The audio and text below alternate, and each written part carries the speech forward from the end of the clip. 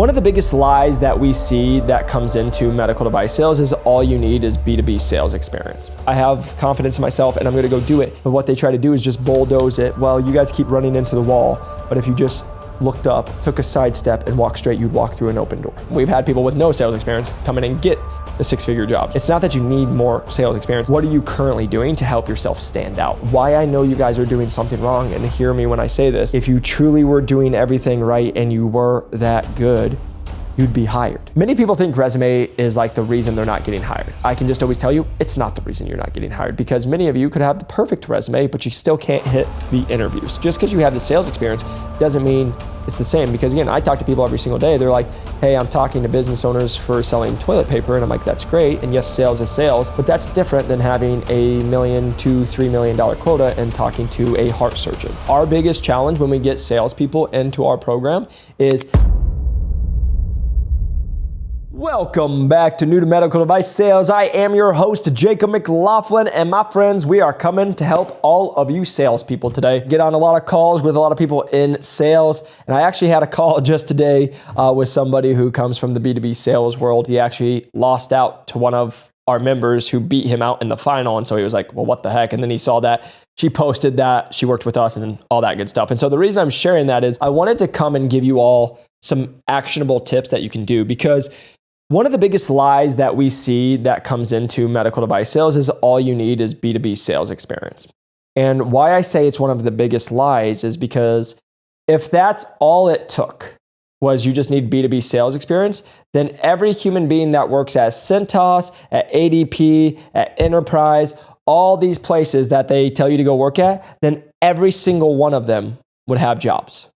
Right? But somehow they don't. And somehow we still get those people with that same experience. And so the reason I'm just sharing this to you all is hopefully to give you guys some actionable steps that you guys can start using if you have sales experience and you're like, I'm not sure why I'm not making it to the next round, why I'm not getting chosen. Because again, many of the times with the sales experience, you guys will get interviews, which is amazing. But then what happens is we see usually that interview 1 to 3 that you guys like fall off because maybe you've never done a Gallup before or something's challenging, or what we see is a lot of people who've made it to multiple final rounds and then they don't get picked and they're like, what am I doing wrong? Right? And the reason I just say that is because we have this conversation with everybody we ever talk to is just understand, yes, the interview process is 5 to 7 interviews on average, and it could take up to 6 to 12 weeks. With some companies, like this person had gone through, if you don't know how to speed it up, I'll just say this. If you don't know how to speed up because you don't know how to do the job to get the job and all that stuff, it can have some companies, this one took 6 months for him. He did 8 interviews. But for us, when you know how to speed up the processes, you know who to talk to, all that good stuff. That's why we've, at this same company, got people hired in 2-3 weeks, right? Again, I'm always going to say that's not normal, but it has been done because, again, you just have to know how to play the game. But the reason I'm just sharing this with you all is hopefully this can be helpful for you all is when you're trying to break into medical device sales, we'll watch these people, like I was saying, get into the finals and then they're like, I still keep missing because they're missing a couple things because like I was saying is the interview process, even when you get to the final, you're still normally going to go up against 3 to 5 other human beings. Because again, these med device companies are going to be investing hundreds of thousands of dollars into whoever they're bringing in because they're going to pay them good money, give them a car or a car stipend, gas stipend. They'll give them insurance, 401k, 6% match on average. We see car stipends, just so you guys know, we usually see between $500 and $700. Then they're also going to send you to training. They're going to bring you back from training. They're going to give you equipment and all the stuff that you need. And then they're going to go send you out for 3 to 6 months and know that you're probably not going to make them $1. And they know that they're investing anywhere from 6 to 12 months before they actually turn a profit on the person that they hired. That's why it's so competitive, right? And so just wanted to do a little background just in case you guys didn't know that. But I wanted to give you guys some advice on what we see and what we help people do to break into medical device sales who have sales experience. So the number one thing that when we're talking about a resume, many people will just say, hey, throw in numbers. And yes, that is true. You want to have numbers on there. But what you need to be really showing is growth. And so what I mean by that is a lot of times we'll see people, I added 10 people or I added 17 accounts or whatever it is. And I'm like, that's great. But could you actually make that a percentage of like, hey, had a 22% increase in accounts, brought on, enrolled 31% more people, right? That's what they're looking for because again, that growth, the number, they're going to ask you about that. And then again, it sounds like a simple fix, but again, just being able to think about med device sales, what are we always looking at? Like you have a quota or whatever you're doing, growth. And so whenever you can be able to show percentages and be able to turn those terms instead of just saying, like sold 18 people or sold 18 accounts or whatever it is, but you're able to be like, okay, if last year we sold, 100 people and we sold 118 this year, we did 18% growth, right? Like just simple things like that. Because then they're going to be like, hey, speak to me about that. What does that entail, right? And then what happens is you're going to be able to share your knowledge of like, hey, this is what we did. This is what it entailed. And I know when it gets to med device sales, it carries over to be ABC. And again, now you guys are able to transfer that job experience. That's the biggest thing, because what many people will always tell me is when we get on calls is, Jake, I got sales experience. I've done this. I'm ABC. It's fine. Great. But many times you guys haven't sold to surgeons with 14 plus years of schooling, lots of experience, very big egos. That's what you guys have to think about. That's what these managers are putting a cap on and being like, would this person be able to go talk to Dr. Jared, who's got 20 years experience being a surgeon? Would he be able to get him to convert to us, right? Now, it's great that you might have had experience doing other things and doing sales, but how is that going to carry over to a surgeon? Because just because you have the sales experience doesn't mean it's the same. Because again, I talk to people every single day. They're like, hey, I'm talking to business owners for selling toilet paper. And I'm like, that's great. And yes, sales is sales, but that's different than having $1 million to $3 million quota and talking to a heart surgeon, right? Or a neurosurgeon. Like that's a different person. That's a different background. That's a different ego. It's all the different stuff. And so you guys have to think about that through the process of it. But again, the number one thing I can just say with resumes, many people think resume is like the reason they're not getting hired. I can just always tell you, it's not the reason you're not getting hired, because many of you could have the perfect resume, but you still can't hit the interviews. Yes, resumes help, but just understand, like I just talked to somebody, she had been trying for 6 months and she's like, it's my resume. And I'm like, it's not your resume because you haven't made it past the second round. So if it was your resume, you wouldn't have even got called in. But if it was just your resume and you were so good at interviewing, maybe you could get past the resume part and go past the third round, right? So just want to always put that out there, is because I get on a lot of talks with people who are like spending a month, 2 months, 3 months. Like the girl we just got on, she had somebody who did resumes. She paid them and all they did was send them a copy of their resume and tell them to change their diamond points that they had, which were little diamonds, to bullet points and stuff like that. And again, that's not going to be the reason you're not getting hired. And again, even when I'm just going to tell you guys, it's just even changing the percentages that I just told you won't be the only reason you get hired. Those are just things that are probabilities that are going to help you to get in the interview process. After helping thousands of people break into medical device sales, we've received a lot of messages of asking for more personalized coaching and mentorship. Our average member breaks in 8.5 weeks at over $105,000. And if you're really interested and really motivated to break into medical device sales, you can click the link below or check out our website at newtomedicaldevicesales.com. See all the testimonial videos of people breaking in with Medtronic at over $170,000, at Abbott, $175,000 as a full line rep. So if you're really excited and also motivated and wanting personalized coaching and mentorship, then go and click the link below, schedule a call, and we'll get you where you want to go. Enjoy the rest of the episode. One of the things we always talk about is, what was your previous experience? But many people will focus on, hey, I worked at ADP, I worked at this. That is amazing. But how is that previous experience going to relate to the new experience that you're going for? So for example, if you're going to Medtronic for spine, how is you selling at ADP going to carry over and transfer and take those transferable skills and have you perform at Medtronic Spine? Well, a couple things. You need to know what is in that process of being at Medtronic Spine. What would it be like to sell the spine wear? What are the selling points? Who are you going to be working with? What does the day in the life look like? Like, who's the competitors? Like all this different stuff that you would probably do at your other jobs. But how was your specific experience going to be able to carry over? Oh, hey, I come from a family of physicians. I already know talk to doctors. Well, that's pretty good if you're trying to go talk with surgeons, but maybe you didn't have that at ADP, but you come from a family of that. Like being able to transfer some of those skills that maybe you haven't thought of. But also again, okay, so let's just say you're at ADP and you had that B2B sales. And okay, maybe you've never talked to a surgeon, but you have talked to CEOs or you have talked to a branch manager, but maybe that's the equivalent of when you're going in and you're used to talking to a division coordinator, right? Maybe that's being able to go talk to a clinic coordinator. Maybe that's the equivalent of you being able to go and have conversations with the surgeon and be able to lead into a lunch, right? Like, did you do that at your other job? How did you do that? What did that look like? What was your success rate?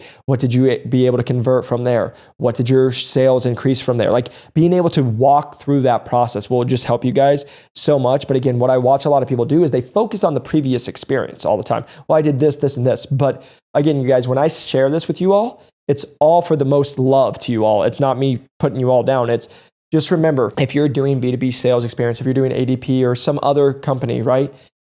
Just remember, med device sales considers that the minor leagues, right? That's not Jacob saying I consider it the minor leagues. Sales is sales, right? But the reason I'm just sitting here is med device sales considers if you're not selling to surgeons in the OR, all of that, did you absolutely crush it where you previously worked? Because they're not looking to bring like an average minor league into the pros. They're looking to bring in the best minor leagues into the pros. That's who gets called up, right? So understand that. That's number one. But number two on the previous experience is like what we watch a lot of people do is they're like, well, I did APC. Well, I did. And what they keep talking about is what they did instead of what we were always challenging people. What are you doing? What are you currently doing to network? What are you currently doing to research? What do you currently do to put yourself in front of the other 22 people that you know you're going up against, right? Because again, understand, my friends, when you're going through this process, like one of the guys I just talked to, he was an associate at one company and then transferred to another company as an associate. So you're not only normally going up against people who are also B2B sales experience trying to break in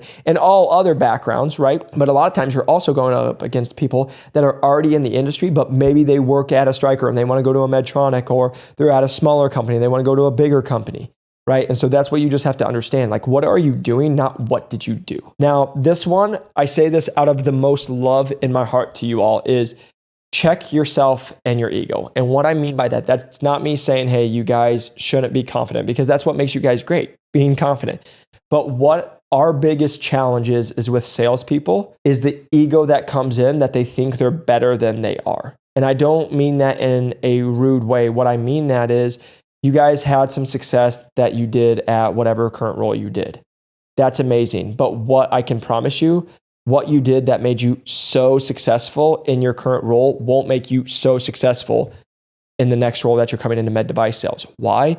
Because it's a different arena. It's a different game. It's like you're literally going and you're playing in, again, it goes back to, it's like you're playing JUCO ball, or you're playing in the smaller leagues, and then you go into the national championship with the biggest schools, right? It's, again, you need to think about it. It's a whole different breed. And so it's a different breed of people you're around. It's a different breed of people you're going up against. It's a different breed of surgeons and people you're selling to.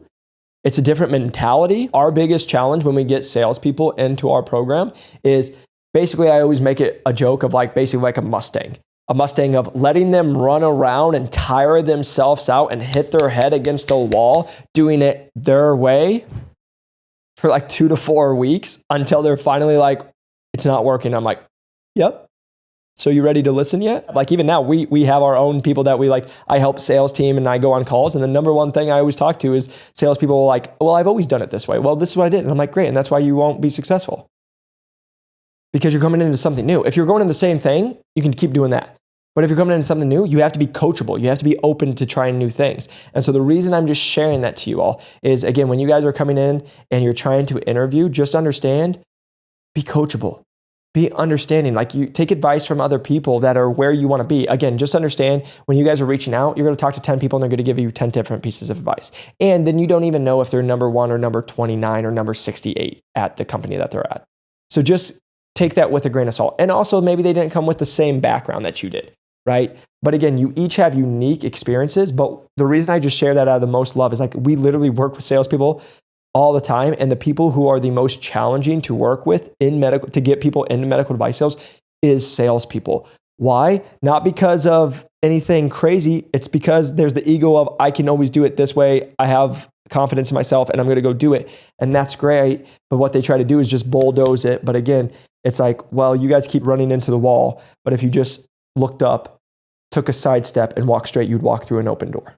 Right? Because again, you guys already have the background. But why I know you guys are doing something wrong, and hear me when I say this, is if you truly were doing everything right and you were that good, you'd be hired because you have the background that they're looking for. Again, this is not to put you guys down. It's just to be like, okay, self-check. What have I done that maybe I feel I'm getting resistance? What have I done that I don't feel like I'm doing enough? Or what have I not been doing that I feel like I'm not flipping every stone over?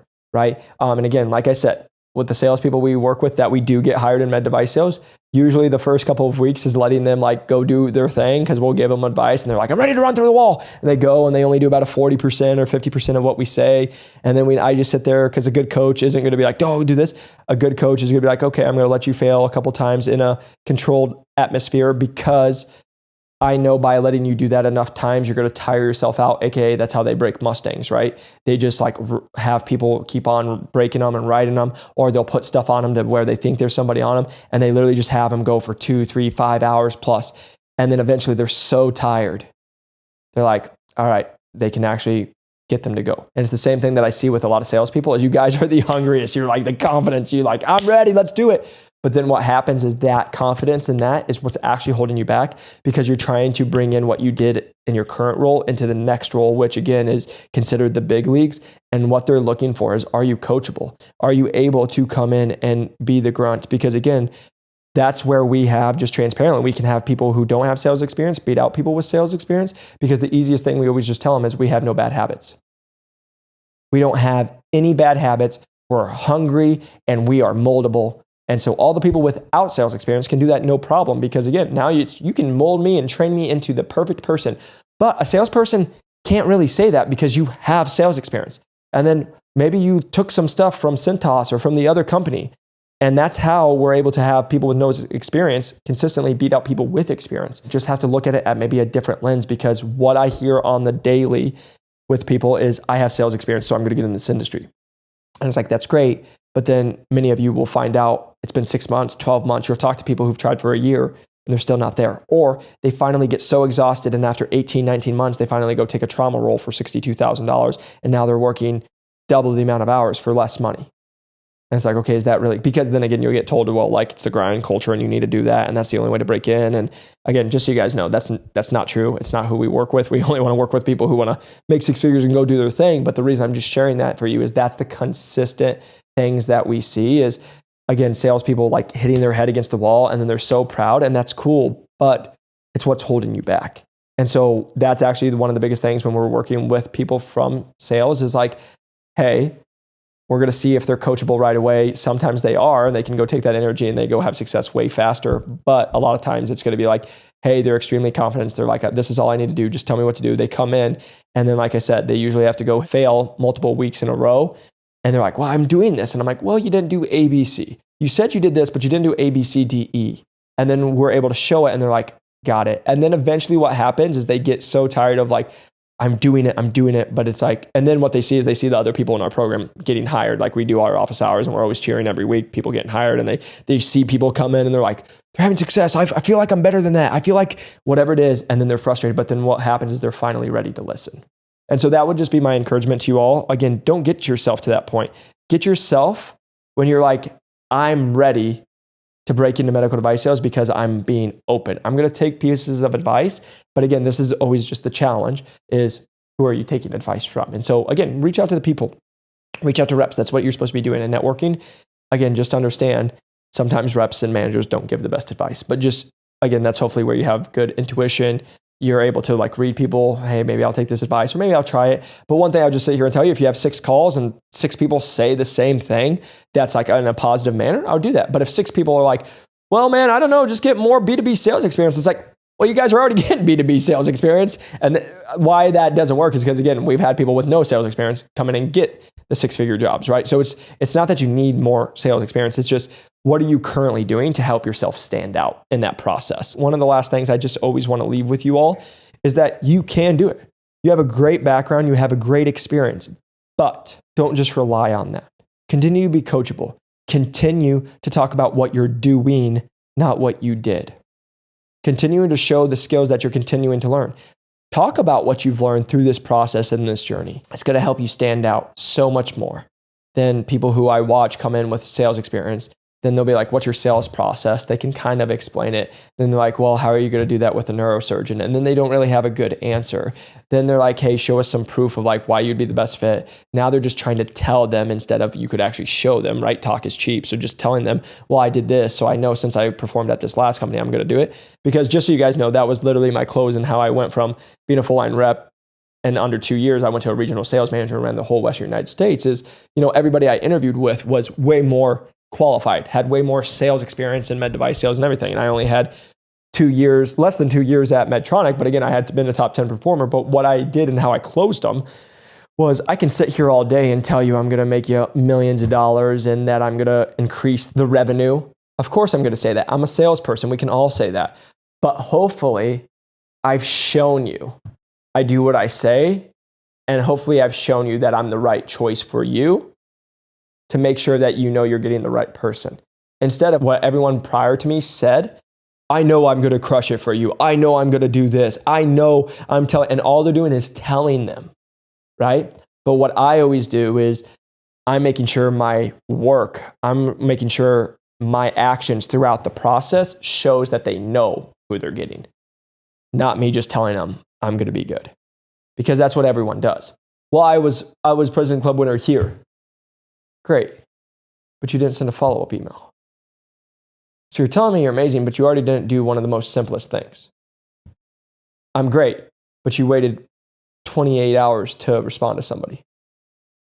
Right? So the reason I'm just sitting here telling you guys that is that's why we always talk about do the job to get the job, because again, they're always going to challenge you guys. But if you can show throughout that process that you've already done it, it's going to make you stand out. I'm really hoping that this is helpful for you all. Just want you guys to know if you're looking for more personalized coaching, you want that help. Like we've been able to help thousands of people. Our average person breaks in 8.5 weeks at over 6 figures. You guys can click the link below to learn more, but just understand, I want you guys to win. I want you to come into medical device sales and change your guys' life because it's the absolute best. If you felt this was helpful, press that like and subscribe button. Share it with somebody that you think it could benefit. You or anyone you know is looking to break into medical device sales, please reach out to us. We're always happy to just schedule a call, but just understand we are extremely selective of who we take because again, we only want to work with the most committed individuals who actually want to make a difference in people's lives and make this a career, not just a job. But again, I want you guys to know I'm rooting for you. Just understand it is possible. You have a great experience. If you have sales experience, you just have to be able to position it and do the right things to have you land that job of your dreams. Have a great one. Peace.